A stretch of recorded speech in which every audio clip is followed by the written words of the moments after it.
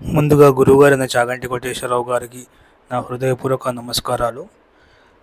నేను ఇంకా మా తమ్ముడు కలిసి ఈరోజు మేము సూర్యగిరి ఎల్లమ్మ టెంపుల్కి వెళ్ళామనుకుంటున్నాము. అది ఎక్కడుంది, ఎలా వెళ్ళొచ్చు ఏంటి అనేది మనం ఈ వీడియోలో తెలుసుకుందాం. సో మేము టెంపుల్కి బయలుదేరాము 2 వీలర్ పైన.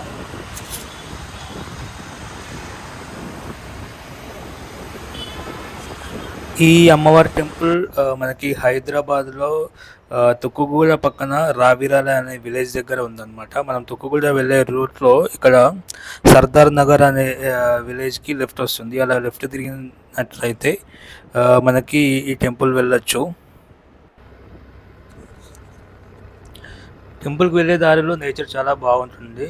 ఇంకొకటి టెంపుల్ శంషాబాద్ ఎయిర్పోర్ట్కి చాలా దగ్గరలో ఉంటుంది కాబట్టి ఇక్కడ ఏరోప్లేన్స్ అన్నీ చాలా కింద నుంచి వెళ్తాయి. పిల్లలు మాత్రం చాలా ఎంజాయ్ చేస్తారు అవి చూస్తూ.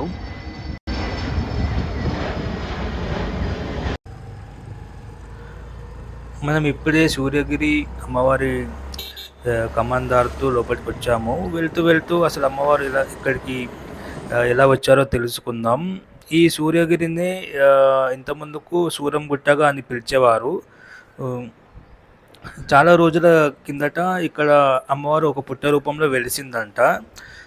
పుట్ట రూపంలో వెలిసిన తర్వాత పక్కనే ఉన్న రాయికి అమ్మవారి ముఖంలా కనిపించింది ఇక్కడ అమ్మవారు. ఇక్కడ ఉన్న ప్రజలందరూ వచ్చి అమ్మవారిని మొక్కేవాళ్ళు. అలా గ్రామస్తులు రోజు మొక్కడం జరిగింది. దాని తర్వాత గ్రామస్తుడైన రామస్వామి గారు నిత్య పూజలు చేసేవాళ్ళంట. వారు 25-30 సంవత్సరాలు నిష్టగా అమ్మవారిని పూజించారనమాట. ఈ టెంపుల్ ప్రజెంట్ ఇంత అభివృద్ధికి కారణం రామస్వామి గారి అనమాట. ఎందుకంటే అప్పట్లో ఇంత జనాలు వచ్చేవారు కారు.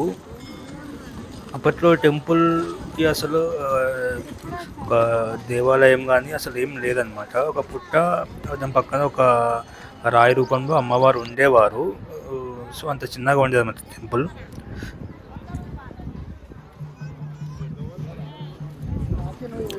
నేను ఇంకా మా తమ్ముడు ఇప్పుడే టెంపుల్ రీచ్ అయ్యాము.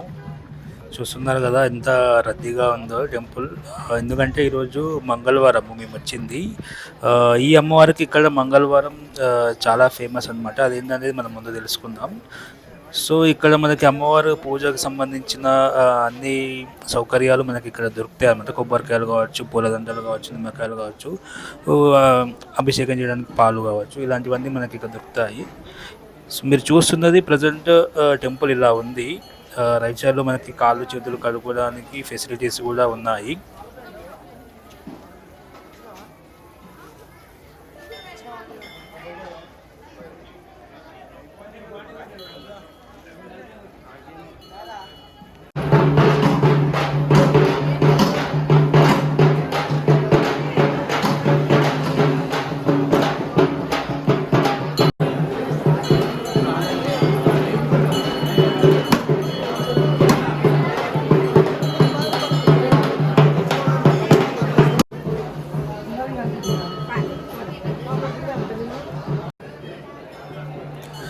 ఎందుకు మంగళవారమే ఇంత జనాలు వస్తారంటే గ్రామస్తుల నమ్మకం ఏంటంటే ఇక్కడ 5 మంగళవారాలు వచ్చి అమ్మవారిని దర్శనం చేసుకున్నట్లయితే వారు కోరుకున్న కోరికలు కోరుతాయని ఇక్కడ నమ్మకం అన్నమాట.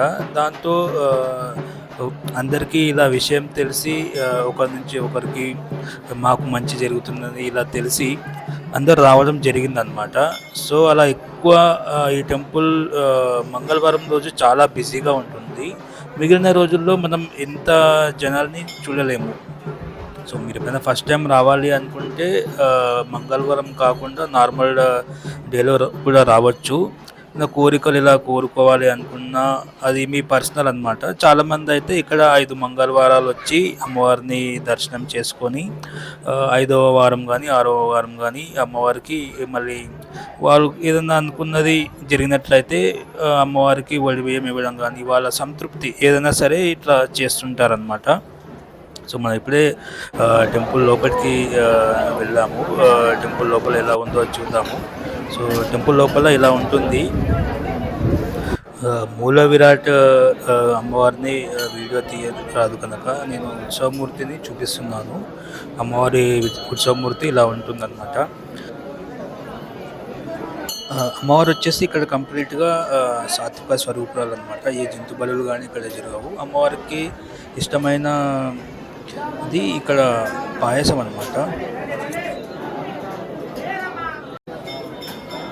గర్భగుడికి వెళ్ళి దర్శనం చేసుకోవాలనుకుంటే ఇద్దరికి రూ. 250 అలా ఛార్జ్ చేస్తారు. అది కూడా ఓన్లీ మంగళవారం మాత్రమే. మిగిలిన రోజుల్లో మనం ఫ్రీగా వెళ్ళి కూడా అమ్మవారి దర్శనం చేసుకోవచ్చు అనమాట. అమ్మవారు గర్భగుడి లోపల ఎలా ఉంటారనమాట. అక్కడ అమ్మవారి విగ్రహం ఉంది. పక్కన ఒక రాయి కనిపిస్తుంది కదా, అమ్మవారి ఫేస్ అలా కనిపిస్తుంది. సో అమ్మవారికి ఎక్కువ ఇష్టం ఇక్కడ బోనాలు అనమాట. చాలామంది వాళ్ళు కోరికలు తీరిన తర్వాత ఇక్కడ బోనం ఎక్కించడం అలా చేస్తూ ఉంటారు.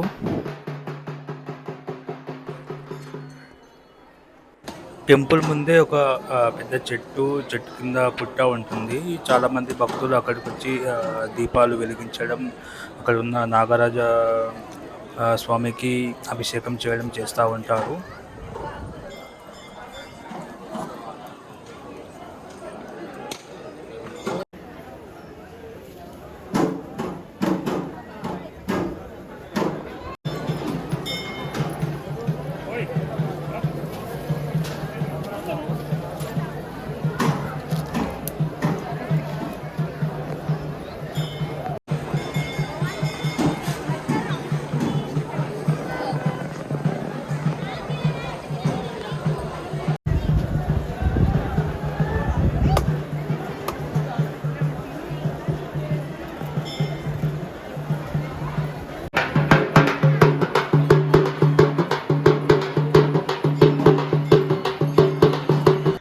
ప్రజెంట్ ఈ టెంపుల్ వచ్చేసి గవర్నమెంట్ ఎండోన్మెంట్ ఆధీనంలో ఉంది. సో వీళ్ళు తీసుకున్న తర్వాత టెంపుల్ పక్కనే మనకి కొన్ని కొత్త ఆలయాలు కూడా కట్టారు. టెంపుల్ లెఫ్ట్ సైడ్లో మనం అది చూడొచ్చు. ఇక్కడ చాలామంది సత్యనారాయణ స్వామి వ్రతం కూడా చేసుకుంటారనమాట. వ్రతం చేసుకునే ప్లేస్ ముందే మనకి ఆలయాలు కట్టారనమాట.